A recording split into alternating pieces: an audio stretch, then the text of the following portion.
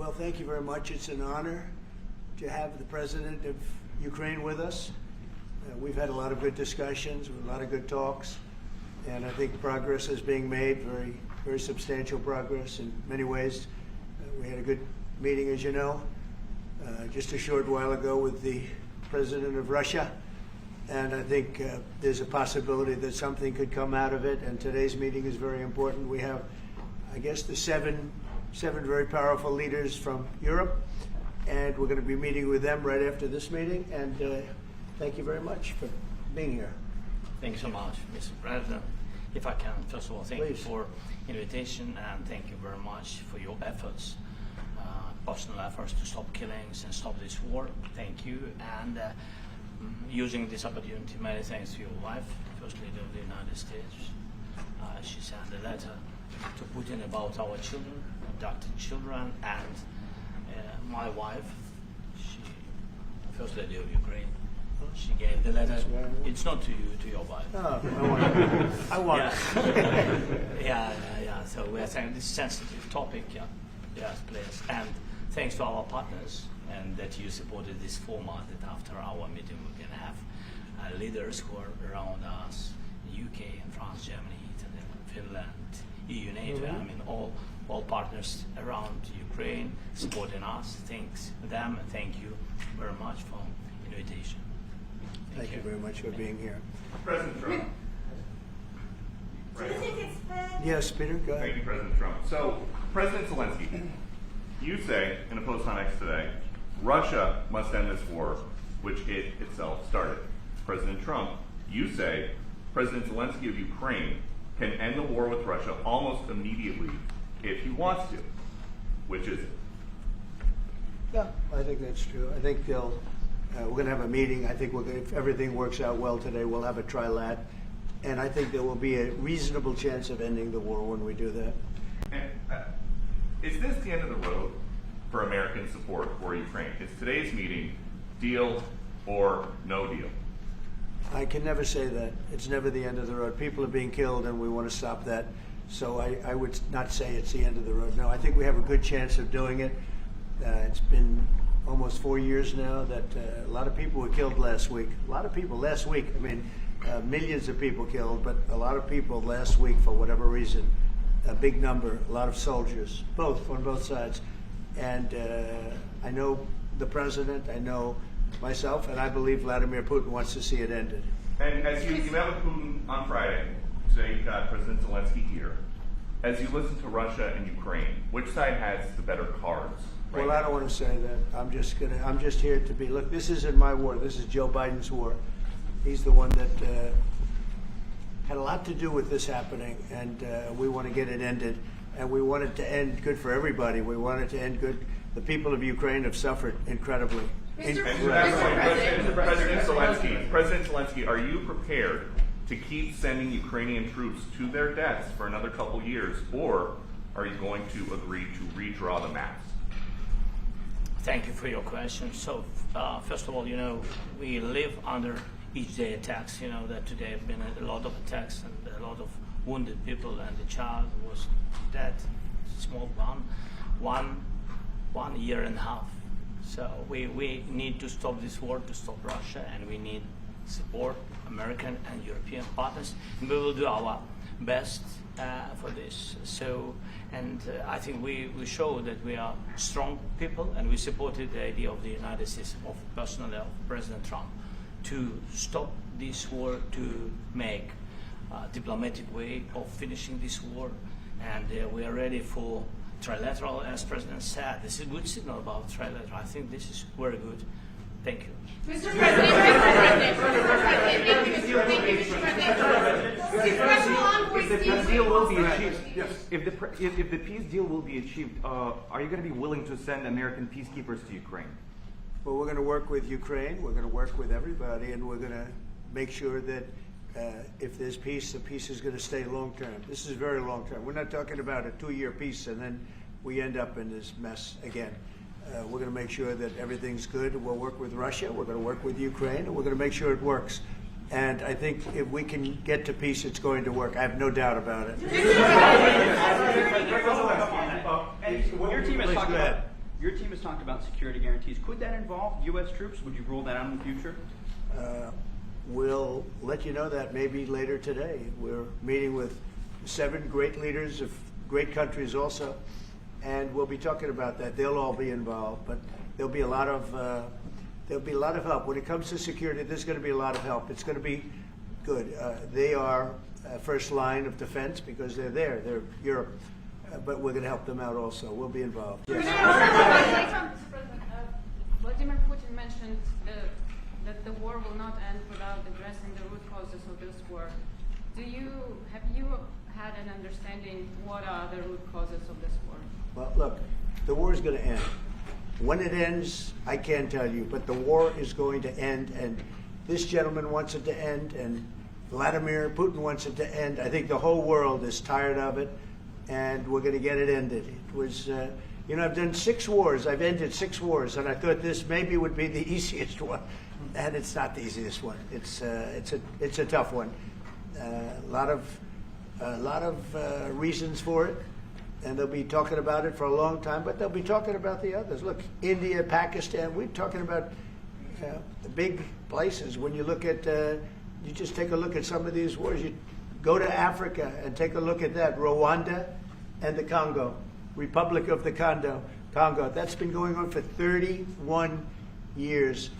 And so we've done a total of 6, and we really have 6, not including the fact that we obliterated, and it turned out to be a total obliteration, the nuclear as you said, the future nuclear capability of Iran. And this one, I think we're going to get solved also. I feel confident we're going to get it solved. Like guarantees or like the special envoy put forward. Thanks, Mr. President. Can you tell us about your conversations with European leaders and what they need to see to support an end to the war? Yeah, well, we're going to be meeting with a great representative group and 7 very powerful, very big countries and great people, all friends of mine and friends of yours. And we're going to have some suggestions made. They want to see peace. They would like to see peace. Go ahead, please. In the red. President Trump, do you think it's fair for Ukraine and for Russia to achieve a lasting and durable peace if Ukraine cedes its territories that Russia hasn't yet conquered? Do you think it's a fair peace for Ukraine? We're going to have a lasting peace. Just to answer the first part of your question, we're going to have a lasting peace. I hope it's going to be immediately. I hope it doesn't have to go on. And I think people of the whole world is going to be very happy when that's announced. Yeah, please. Mr. President, you posted on social media, Mr. President, a very touching letter from the First Lady, and the letter was hand-delivered to President Putin, and it calls for an end to the war, essentially, because of the children and the children's future. Why did the First Lady feel that letter was necessary? Was it because she believes that Mr. Putin is the aggressor in the war? Is a similar letter being hand-delivered to President Zelensky? So the First Lady felt very strongly. She's watched the same thing that you watch and that I watch. I see things that you don't get to see, and it's horrible. But when she's got a great love of children, she has a wonderful son that she loves, probably more than anybody, including me. I hate to say it, but she loves her son. She loves children. And she hates to see something like this happening, and that goes for other wars too. I mean, she sees the heartbreak, the parents, the funerals that you see on television. Always funerals. We want to see something other than funerals. No, she felt it was a beautiful letter. It was very well received by him, and she did ask me to say, she would love to see this end. She would love to see it end, and she says it very openly, very proudly, and with great sorrow because so many people have been killed. Mr. President, last week. Brian, go ahead, Brian. Yes, sir. I've got a question for each of you. First of all, Mr. President Zelensky, you look fabulous in that suit. I said the same thing. Yeah, you look good. I said the same thing. Yeah. Isn't that nice? That's the one that attacked you last time. See, now he's. I remember that. You look wonderful. No, my first question for you, But President you Zelensky. are in the same suit. You see, I changed, you are not. Maybe yours is much better. Yes, Real please. quickly, upon peace, God willing we get peace, are you open to holding an election in your country? Yes, of course. We are open for election, yes. We have to do safety circumstances. And a little bit, we need to work in the parliament, because during the war you can't have elections, but we can do security. We need, maybe, how to say, we need a truth, yes, everywhere, in the battlefield, in the sky, in the sea, yeah, to make possible for people to do democratic, open, legal elections. So you say we're ready. during the war you can't have elections. So let me just say 3.5 years from now. So you mean if we happen to be in a war with somebody, no more elections? Oh, that's good. I wonder what the fake You like news this is. idea? Yeah, This is No. Speaking of news, I got a question for you. This sounds insane for me even to ask this, but do you think the American media really doesn't even want a peace deal because they've seen they've been so critical of you every step of the way as you lead the charge for peace? It's an amazing phenomenon. I said that if in the settlement you got Moscow, St. Petersburg, and thousands of miles around them, they would say I made a bad deal. The level of hatred and animosity is incredible. Not with all. I mean, we have great people up here. We also have terrible people up there that I think are told what to say. But, you know, in solving all of these wars, they don't even write about it. You know, I saw major wars. I saw wars that have been going on for 31, 35, and 37, and a couple of quicker ones. One that was going to go into a full-blown deal very quickly. You know what the one I'm talking about. It was a big one. But they don't even write about that. No matter what I do, no matter what, and you know, this is not anything to do with you. It's probably to your advantage in a certain way. But no matter what I do, no matter what deal I make, from my standpoint, you'll come out good. Maybe President Putin will come out good. But they'll say, Trump was absolutely horrible. It's just that, and I've lived with that for a long time. I've lived with it since just before the first election. I used to get great publicity. Now I get the worst publicity anyone's ever gotten in office, but I won in a landslide, so that people understand. They're the only ones that count, ultimately. But I've also had great reporters. I've had journalists that are very good. But it's very sad when you do the right thing. As an example, they said, because of the fact that Vladimir Putin came to American soil, this was a tremendous defeat for Donald Trump. No, it was really wonderful that he did it. It was a hard thing for him to do, to be honest with you. It was the opposite of what they said, but they said it. Now, if he didn't come, they'd say that was also bad for Trump. You know, there's no way. And there's just a great dishonesty of the press, and I think that's why it's lost its credibility. You know, its credibility is at an all-time low. We have a thing going on right now in D.C. We went from the most unsafe place anywhere to a place that now friends are calling me up, Democrats are calling me up, and they're saying, sir, I want to thank you. My wife and I went out to dinner last night for the first time in 4 years, and Washington, D.C. is safe, and you did that in 4 days. I'll tell you it's safe. I had another friend of mine, he has a son who's a great golfer, he's on tour, and he came in 4th yesterday in the big tournament where Scotty Scheffler made the great shot, and he said his son is going to dinner in Washington, D.C. tonight. I said, would you have allowed that to happen a year ago? He said, no way, no way. He said, what you've done is incredible. And I think the people realize it. But the press says, he's a dictator, he's trying to take over.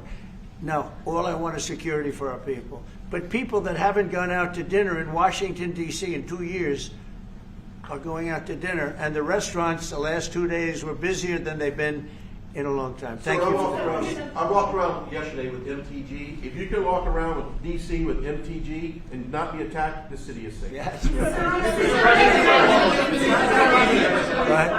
you, Mr. President. Last week you warned of what you called severe consequences if a 30-day ceasefire or any type of ceasefire were not agreed to by Russia Will there be severe consequences? Does that change because of I don't the think you US need a president? ceasefire. You know, if you look at the 6 deals that I settled this year, they were all at war. I didn't do any ceasefires. And I know that it might be good to have, but I can also understand strategically why, well, you know, one country or the other wouldn't want it. You have a ceasefire and they rebuild and rebuild and rebuild, and, you know, maybe they don't want that. But if you look at the 6 deals that we made peace and you know, long-term, long-running wars, I didn't do any ceasefires. Would I like the concept. You know, I like the concept of a ceasefire for one reason, because you'd stop killing people immediately, as opposed to in 2 weeks or 1 week or whatever it takes. But we can work a deal where we're working on a peace deal while they're fighting. They have to fight. I wish they could stop. I'd like them to stop. But strategically, that could be a disadvantage for one side or the other. But all of these deals I made without even the mention of the words ceasefire. President Zelensky, Can you explain the decision to offer Ukraine Article 5 like security guarantees, but stop short of pushing for their full membership? Yeah, well, we haven't done anything on that yet. If you look back and you go back long before President Putin, it was always a statement that they would never allow Ukraine into NATO. So that was a statement that was made, but we haven't discussed any of that yet. We're going to be discussing it today. But we will give them very good protection, very good security. That's part of it. And the people that are waiting for us, they are, I think they're very like-minded. They want to help out also. Thank you, President Trump. The United States has already given hundreds of billions of dollars to this war effort in Ukraine. Biden. At best, it is a stalemate, and the killing continues. So, President Trump, how much more is the United States willing to give Ukraine? And President Zelensky, how much more do you want?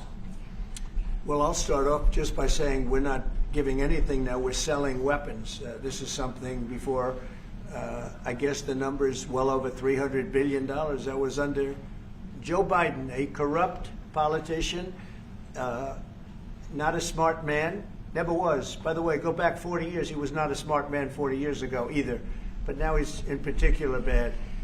This was done by a corrupt administration that shouldn't have been in, and frankly, if the right results of the election were given, if I were president, this war would have never taken place, and he would have been very happy, because he would have liked to have seen, I mean, they went through hell. He went through hell. This war would have never happened, and the people that were killed, a couple of million people, a lot of people with soldiers and everything else, and the people that have been displaced and forced into other areas and other countries because of what's happened, none of that would have happened. And I'm just saying that he was a horrible president, whether it was the borders or this, he was just a horrible, corrupt president. Mr. President, You want to answer? I can. Thanks so much. So first of all, we have possibility now to buy weapon from the United States. We are thankful for this program and this opportunity. We are thankful for Europe. They pay for this. And through NATO program, for example, Pearl and etc., we have some programs where we can have some money to finance this. And this is a part, I think, it's not a part for the war and to defend us. It also will be a part for security guarantees, to strengthen our army, to rearm Ukrainian army. This is very, very important. And it depends how much money we need to rearm. For example, the question of air defense, we spoke about it with President Trump, and I'm happy that we have now bilateral decisions and we'll work on it with production, American production. Nobody in Europe has so many air defense like Patriots, for example. We need it very much, and this is also about defending. And I think, I think the good news, we make the best military equipment in the world by far. You mentioned the Patriots. How good are they? Systems. We have systems, they're literally 100% foolproof. And it's really like shooting two bullets, two bullets hitting each other in the air in a space like this. The chances, 100%. It's 99 to 100%. So we sell the equipment to NATO. And NATO does what, I don't know what the arrangement is that you have with, but I know that they want you to have the equipment. And we're getting the best equipment in the world, but they pay us for the equipment. Under Biden, it was just crazy what was going on. I believe the number is over 300. I think it could be $350 billion worth of equipment and money and everything else. And we've made more progress in settling this war in the last 2 months than they made in 4 years. This should have been settled a long time ago, but it should have never happened. Yeah, please. You pushed out on social media. Brian, go first. You pushed out on social media about doing away with mail-in ballots and potentially electronic voting machines. Can you explain on that? How? Well, that's a very off-topic. Just really quickly, mail-in ballots are corrupt. Mail-in ballots, you can never have a real democracy with mail-in ballots. And we, as a Republican Party, are going to do everything possible that we get rid of mail-in ballots. We're going to start with an executive order that's being written right now by the best lawyers in the country to end mail-in ballots because they're corrupt. And you know that we're the only country in the world, I believe, I may be wrong, but just about the only country in the world that uses them because of what's happened. Massive fraud all over the place. The other thing we want change are the machines. For all of the money they spend, it's approximately 10 times more expensive than paper ballots. And paper ballots are very sophisticated with the watermark paper and everything else. We would get secure elections. We'd get much faster results. The machines, I mean, they say we're going to have the results in 2 weeks. With paper ballots, you have the results that night. Most people, many countries use paper ballots. It's the most secure form. So between paper ballots, very, very important, paper ballots, and I think maybe even more important, the mail-in voting. We're going to end mail-in voting. It's a fraud. If you have mail-in vote, even Jimmy Carter with this commission, they set it up. He said the one thing about mail-in voting, you will never have an honest election if you have mail-in. And it's time that the Republicans get tough and stop it because the Democrats want it. It's the only way they can get elected. Because with men and women's sports and with transgender for everybody and open borders and all of the horrible things, and now the new thing is they love crime. They're fighting me on the fact that I've made Washington, D.C. safe. We're not going to get mugged, beaten up, or killed like all the people you've been watching get so badly hurt. I'm glad, I hate to take your time on this, but I'm glad you asked me that question. We're going to stop mail-in ballots because it's corrupt. You know, when you go to a voting booth and you do it the right way and you go to a state that runs it properly, you go in, they even ask me. They asked me for my license plate, for identity. I said, I don't know if I have it. He said, sir, you have to have it. I was very impressed, actually. But it's very hard to cheat with mail-in voting. As you know what happens in California, it's so corrupt, where some people get 5, 6, 7 ballots delivered to them. Now, we got to stop mail-in voting, and the Republicans have to lead the charge. The Democrats want it because they have horrible policy. If you have mail-in voting, you're not going to have many Democrats get elected. That's bigger than anything having to do with redistricting, believe me. And the Republicans have to get smart. We're not going to have a country. I said for a long time at rallies, you need borders and you need free and fair elections. Those two things. Otherwise, you don't have. We have strong borders now. In 90 days, Mr. President, we didn't have 0 in 3 months. Not one person came in illegally into our country. In fact, even I find that hard to believe, but it's run by a little bit of a liberal group that put out the numbers, so I guess it's, but 0, 0, and 0. You go back a year ago, 2 years ago, 3 millions of people poured into our country. It was terrible. Thank you very much. What guarantees do you need from President Trump to be able to make a deal? Is it American troops, intelligence, equipment? What is it? Everything. And really, it includes 2 parts. First, strong Ukrainian army. That's what I began to discuss with your colleagues. And it's a lot about weapon and then people and training missions and intelligence. And second, we will discuss with our partners. It depends on the big countries, on the United States, on a lot of our friends. And Mr. President, are you willing to commit American troops to that NATO-like protection in order to get President Zelensky to a deal today? Well, I don't know if you define it that way, but NATO-like, I mean, we have people waiting in another room right now. They're all here from Europe, biggest people in Europe. and they want to give protection. They feel very strongly about it, and we'll help them out with that. I think it's very important. I think it's very important to get the deal done. Please go ahead. You've been involved to the peacekeeping in Ukraine since your first day in the administration. What would you say to the Ukrainian people right now who are suffering under the Russian attacks and hoping that the American people will stand with them? Well, I know Ukrainian people. I've known many over the years. They're great people. They're smart. They're energetic. They love their country. I mean, they love their country, and we want to get this war ended. That's all I can do. I love the Ukrainian people, but I love all people. I love the Russian people. I love them all. I want to get the war stopped. Very important. Was there any aspect of your discussion with Vladimir Putin that left you disappointed? Look, we just spoke to, I was just telling the president, I just spoke to President Putin indirectly, and we're going to have a phone call right after these meetings today. And we may or may not have a trilat. If we don't have a trilat, then the fighting continues. And if we do, we have a good chance. I think if we have a trilat, there's a good chance of maybe ending it. But he's expecting my call when we're finished with this meeting. Thank you very much, everybody.